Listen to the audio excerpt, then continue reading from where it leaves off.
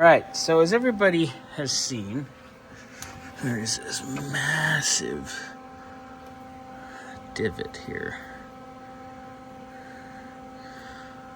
So luckily, with this being iron, I can weld that a little bit. I need to be careful. I don't need to go all the way over. I just need to kind of go to the center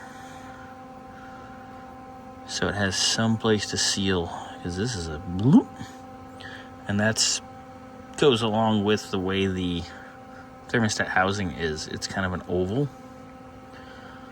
So with all that fun and years of this running, probably the wrong, probably had water ran in it, so it's eroded.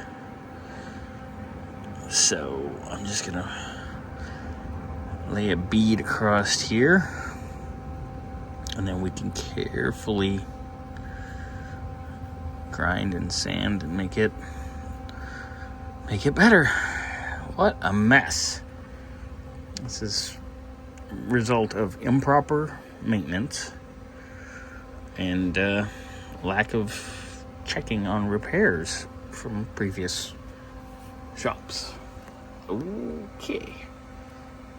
So anyway, I'm going to throw a bead in that real quick,